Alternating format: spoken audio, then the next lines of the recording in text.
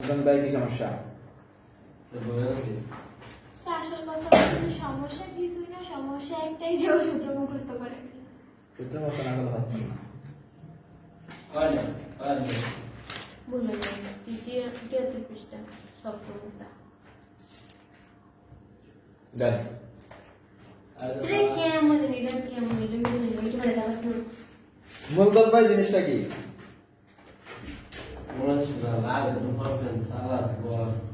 এই মূলধন ভাই জিনিসটা কি?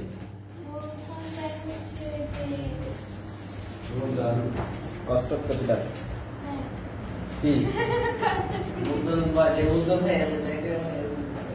হ্যাঁ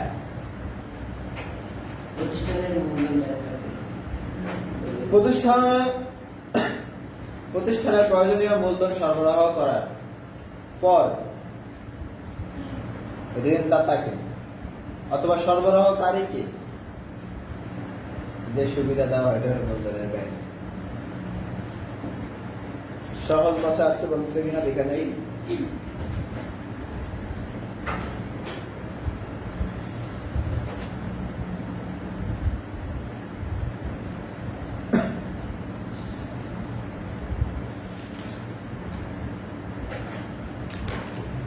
মূলধনের বিপরীতে যে খরচ সম্পন্ন হয় ওটা হলো মূলধন ব্যয়।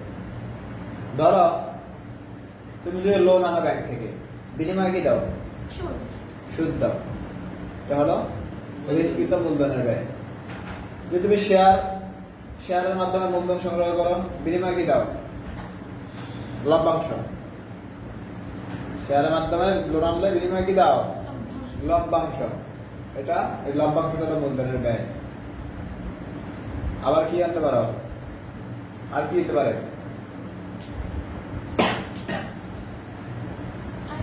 ঋণ মূলধন আর শেয়ার, অগ্রাধিকার শেয়ারের ব্যয়। এই অধ্যায় মূলত কোথায় কি? অগ্রাধিকার শেয়ারের ব্যয়, সাধারণ শেয়ারের ব্যয়, ঋণ মূলধনের ব্যয়। অগ্রাধিকার শেয়ারের ব্যয়, সাধারণ শেয়ারের ব্যয়, ঋণকৃত মূলধনের ব্যয়। এখন ঋণকৃত মূলধনের ব্যয় তো ঠিক আছে, তবে সাধারণ শেয়ারের মূলধনের ব্যয় আবার দুই প্রকার। একটা হলো শূন্য লভ্যাংশ, একটা হলো বৃদ্ধির হার যুক্ত। কয়েকটা সূত্র দেওয়া আছে।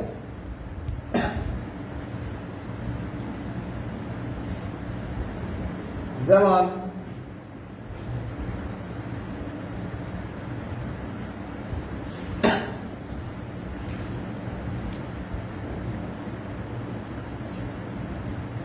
ঋণকৃত মূলধনের ব্যয়কে বলা হয় cost of debenture. Cost of debenture প্রকাশ করা হয় কেডি দ্বারা। কেডি সূত্র হলো interest into 1 minus tax rate into 100। Interest into 1 minus tax rate into, এটাকে বলা হয় কস্ট অফ ডিবেঞ্চার, অর্থাৎ ঋণকৃত মূলধনের ব্যয়। আই মানে ইন্টারেস্ট 1 তো 1, আর ট্যাক্স রেট কত পার্সেন্ট? যত পার্সেন্ট ওটাকে 100 দিয়ে ভাগ দিয়ে পয়েন্ট আকারে বসাতে হবে, আর 100 তো 100। তারপরে আছে cost of prepaid share, KP. অগ্রাধিকার শেয়ার ব্যয়কে বলা হয় cost of prepaid share, KP. KP হলো কি?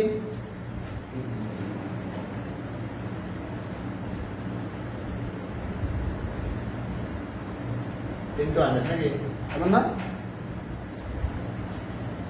ডিটা বড় করে লিখি, পিটা একটু ছোট করে লিখি।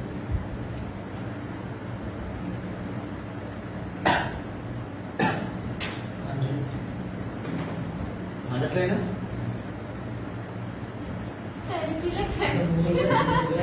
হান্ড্রেড আছে না? ঠিক আছে। অগ্রাধিকার শেয়ারকে বলা হয় KP, cost of prepaid share. প্রকাশ করা হয় ডিপি বাই ডি0। ডিপি মানে কি? ডিভিডেন্ড ফর প্রিপেড শেয়ার, অর্থাৎ বাংলায় বললে কি বলে? শেয়ার মালিকের প্রত্যাশিত লভ্যাংশ। আর ডি0 হলো বিক্রয় মূল্য। তাহলে অগ্রাধিকার শেয়ার মূলধনের সূত্র কি? শেয়ার মালিকের প্রত্যাশিত লভ্যাংশকে ভাগি দিয়ে শেয়ার বিক্রয় থেকে প্রাপ্ত অর্থ, শেয়ার বিক্রি থেকে প্রাপ্ত অর্থ। তাহলে অগ্রাধিকার শেয়ার ব্যয়ের সূত্র কি? DP by DO. DP by DO. এটা করতে পারো, মনে থাকো তাড়াতাড়ি। এটা ডিও না, ডি জিরো। তাহলে ঋণকৃত মূলধনের সূত্র কি? Interest into 1 minus tax rate into 100। আর অগ্রাধিকার শেয়ার মূলধনের সূত্র কি? DP by DO. ডিপি মানে কি? না, শেয়ার মালিকের প্রত্যাশিত লভ্যাংশ। আর ডি জিরো মানে বিক্রয় মূল্য। বিক্রয় হতে প্রাপ্ত অর্থ। আর পরে আছে সাধারণ শেয়ার।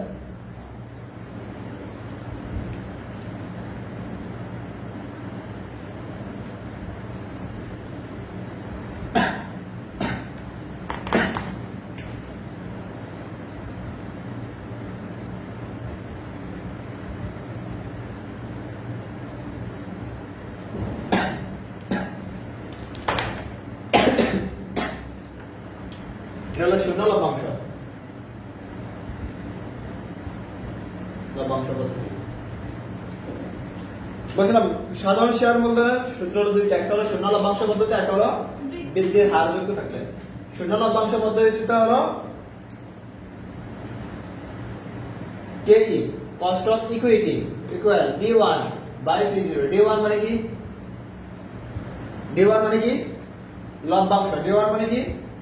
লভ্যাংশ, ঘোষিত লভ্যাংশ। আর D1 মানে ঘোষিত লভ্যাংশ, আর P0 মানে শেয়ার মূল্য, শেয়ারের মূল্য। আরেকটা আছে কি? বৃদ্ধির হার যুক্ত।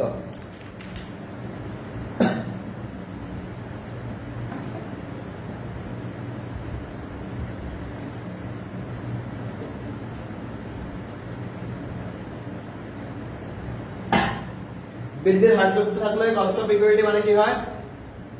D1 by P0। বিপরীত ছেড়ে গিয়া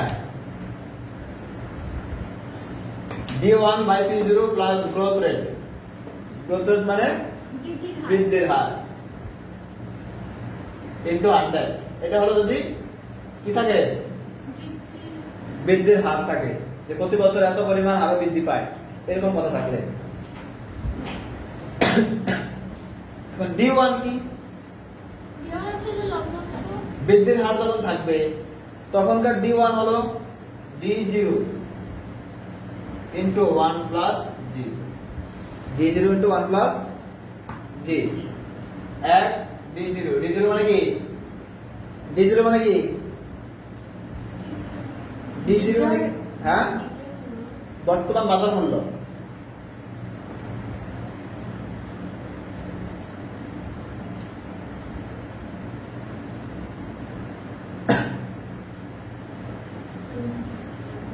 D0 মানে লভ্যাংশ যোগ 1 প্লাস গ্রোথ রেট, বৃদ্ধির হার। কার সাথে গুণ হবে? লভ্যাংশ, ঘোষিত লভ্যাংশের সাথে। মূলত এই চারটাই সূত্র। তারপর আরেকটা সূত্র আছে,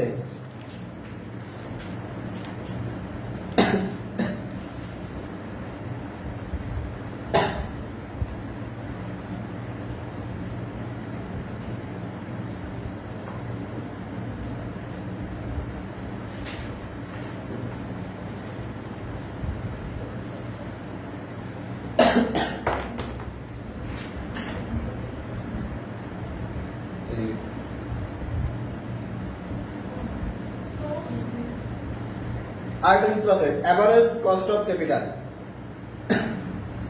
এটা হলো ভর।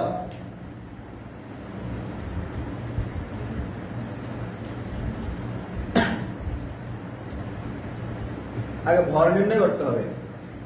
ভর নির্ণয় করে কিভাবে? মোট মূল্যকে, ধরো বিনিয়োগকে কি বলে? ইনভেস্টমেন্ট। ইনভেস্টমেন্টটাকে ওই যে পরিমাণ দেওয়া থাকে, যে পরিমাণ অঙ্কটা দেওয়া থাকে, আগে প্রথমে নির্ণয় করতে হবে ভর। ভর কিভাবে নির্ণয় করবা? দেওয়া বলে যে একটা কোম্পানির 50% হলো কি,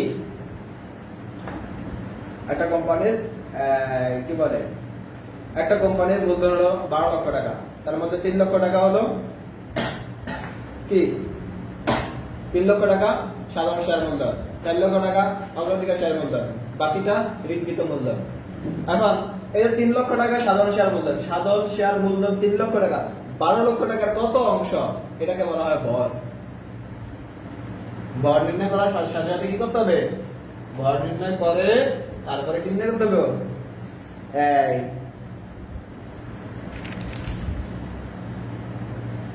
গড় মূলধন ব্যয়। গড় মূলধন ব্যয় কি হবে, ভর ইনটু মূলধনের ব্যয়, ভর যোগ ভর ইনটু সাধারণ শেয়ার মূলধন ব্যয়, ভর ইনটু অগ্রাধিকার শেয়ার মূলধন ব্যয়, ভর ইনটু বিশাল ঋণকৃত মূলধনের ব্যয়।